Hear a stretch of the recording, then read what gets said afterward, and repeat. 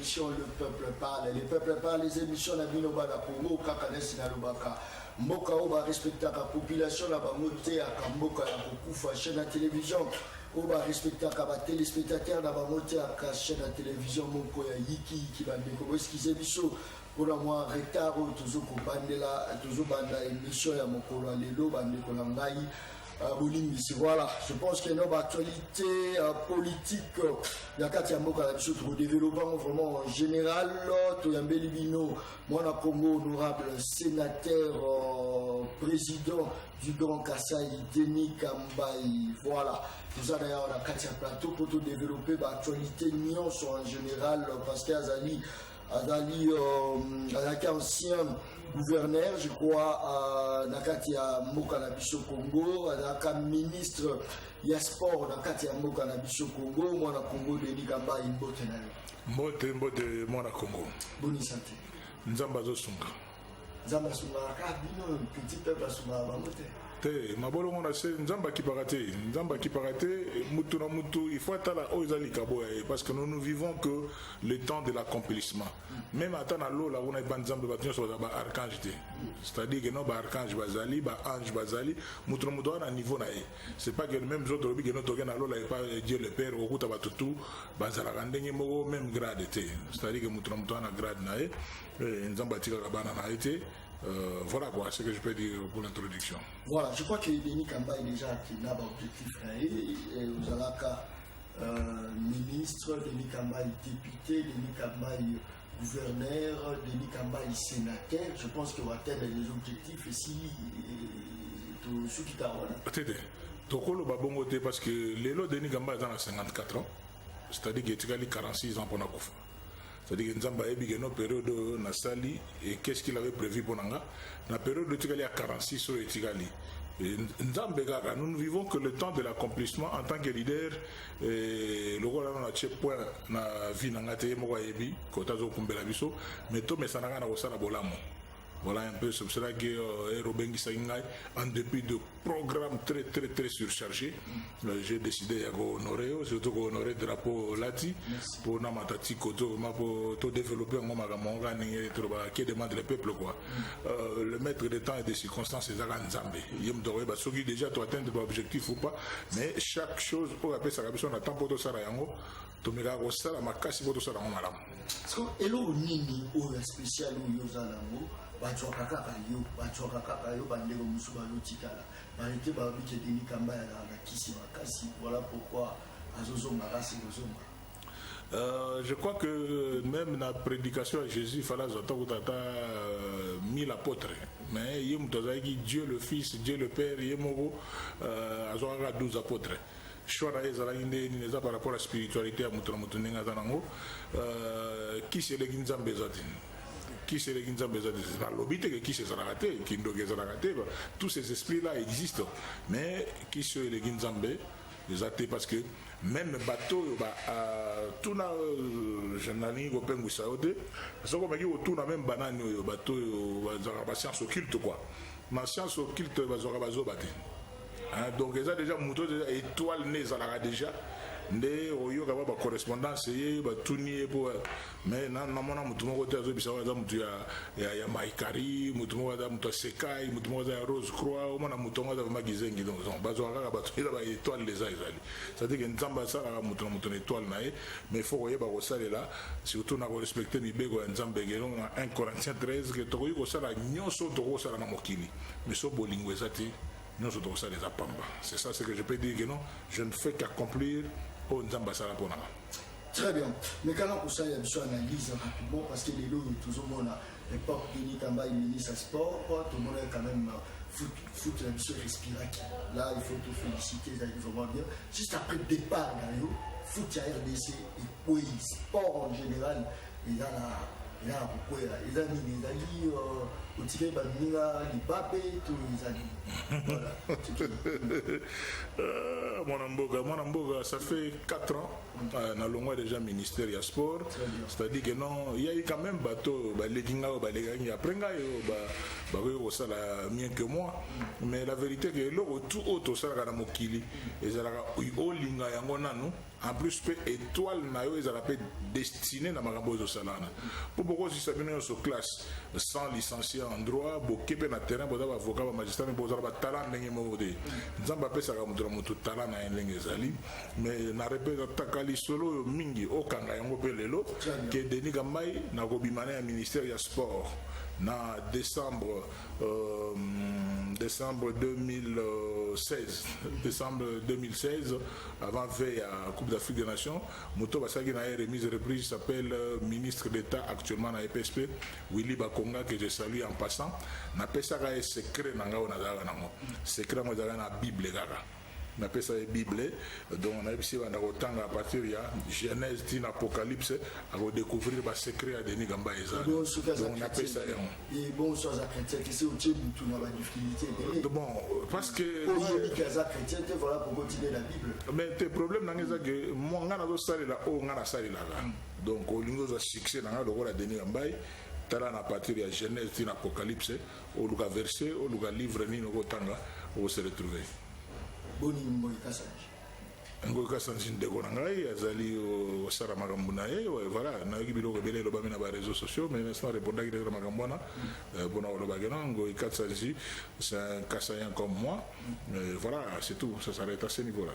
président Grand Kassaï oui est-ce que ezaka titre lati po pesisa po ba poste tozo défendre ba Kassaïen vraiment au beau sens du terme ebele bakomeka osala netinga bakokata na mino parce que baza na babiloko nga naza nango na nzoto te parce que avant nakoma président yango nazoloba déjà na bandi déjà introduction okozala te ke olamuki kaka na ntongo boye ngai président ki ngandi moto akotya yo ka aza te okofinganga na baréseaux sociaux ndenge olingi okoki koloba ndenge okoloba mais tokotikala kaka kozala dimension spirituelle moko te mpona kokumbela peuple ya Grand Kassaï sur le blanc ya association Grand Kassaï omoni makambo ya Grand Kassaï banda kala le Grand Kassaï ça signifie tout simplement l'unique province du Kassaï où ezalaka na chef-lieu na Lusambo le premier gouverneur de province c'est vieux Barthélemy Mukenge Chabantou biso tout na kati wana donc chef-lieu ya Grand Kassaï ezalaka na Lusambo mais avec découpage administratif de comme la province à Kassaï occidental, Kassaï oriental, ce que tu as comme à Sankuru, Lomami,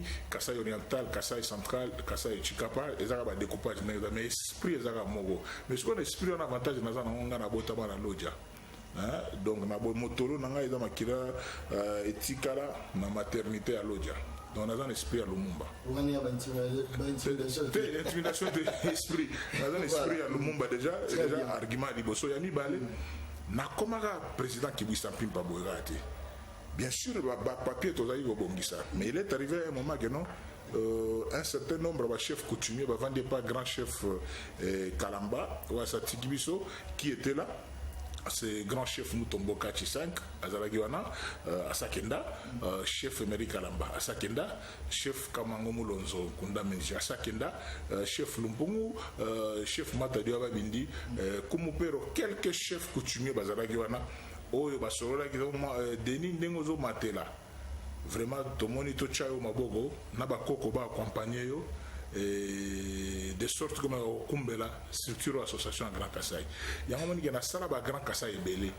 Na sala Grand Kassaï fondation, nga initiateur et fondateur nango bato bakolo banyoso bakolo ba mena mitema na bango ba yebi ki mutopesa ba kombo yo nambongo kutu pona ko beta ba papier na ko saisir non c'est Denis Gambai. Même bon on a autorisation de fonctionnement. Merci beaucoup na ministre Ingele Photo qui était à l'époque ministre des Affaires sociales. Nda monande na sala ba document qui m'a permis d'avoir le fonctionnement ba magambo tout ça. J'étais son conseiller juridique.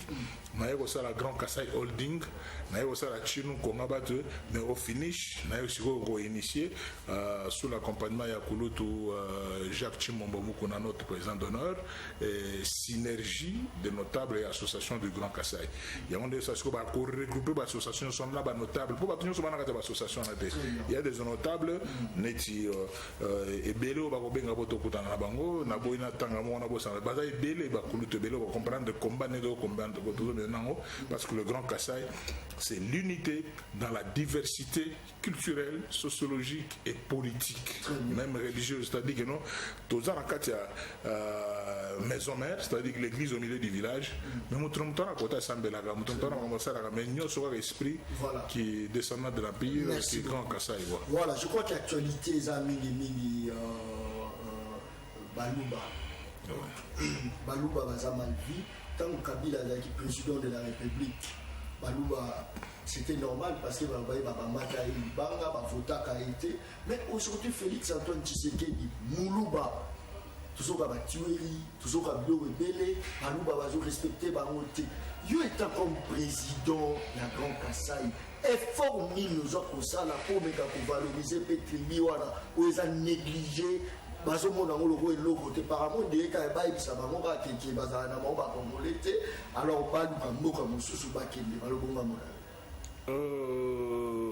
mon mboka oyebi ke to bandali kamba on est likambo ya extrémisme ou bien ko mona mabe ya communauté lubaphone et bandika na président Fachi nga côté na pouvoir arrêté et ça ma solo kala oyoki surtout dans bana mike na bas années 71 na premier primaire na ba 71 na anunga kuna ozo garder ba solo mo zo beta magana soko moni mulu bana nyoka boma mulu batika nyoka kende président Fachi na ajwa na yebana kiti a la président de la République vous comprenez et ça un mogo o bato bakolisa na mitema na bango bandakala par rapport à culture ya mutu na mutu oyebi ke baluba surtout ba Grand Kassai to ba lubaphone par rapport à la langue de communication mais na quatre espace à Grand Kassai il n'y a pas que les communautés luba ba songi bazali ba tetela bazali ba binji ba kuba ba shilele ba unité même ba pende ba na kati espace à Grand Kassai mais surtout aujourd'hui stigmatisation les lubaphones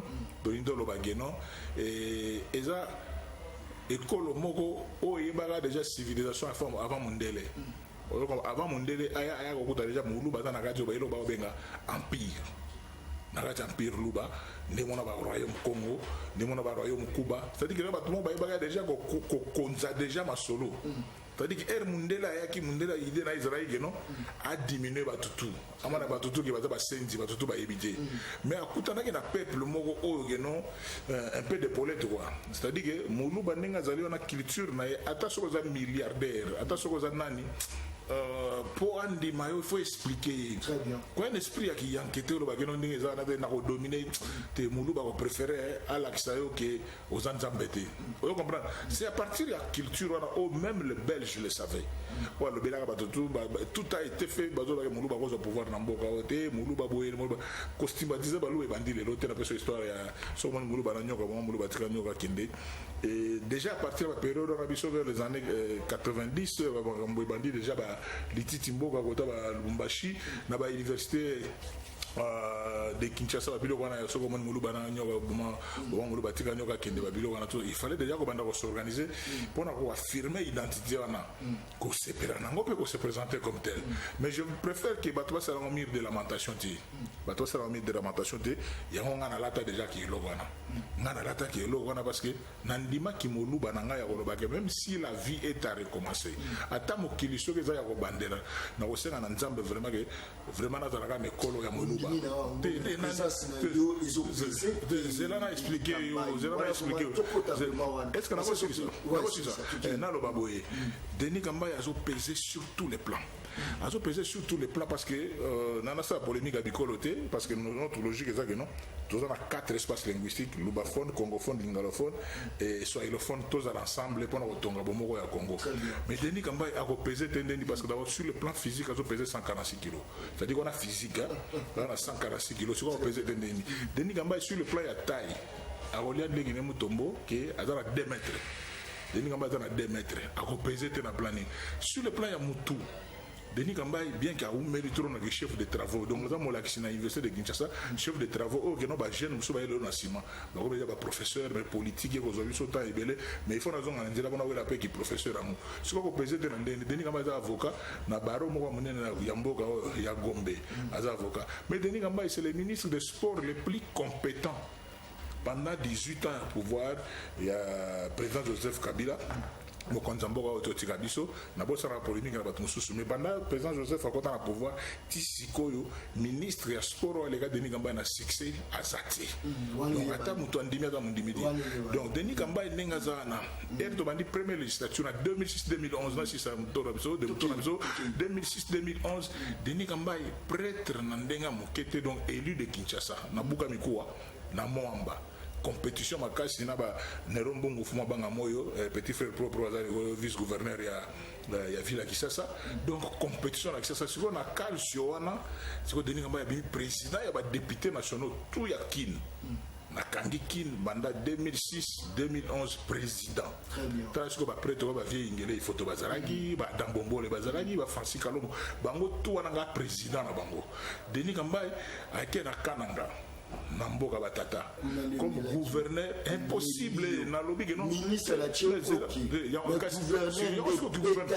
impossible parce que comprendre que gouverneur est en déni que aucun mboka moko trouble le kola ba kamina sapu yoza guerrier et les autres qui étaient sur ba petit bazara minduki ba ozela ba non bon to logi batindele so guerrier to sul to osila na yozo sur le système a kung fu ozo na manduki na yo ngana na ndenga David ndenga David qui non to solo là on a une arme to solo parce que il a été guerre beaucoup par baninga ya FCC na porte parole na bango te voilà mais quand même au yebi ke comme mo bezo tanga ma na kokota na jeu na ke shadari na kokota na jeu na solo na parce que bato ko bunga rumba ke na kiti na kana na solo na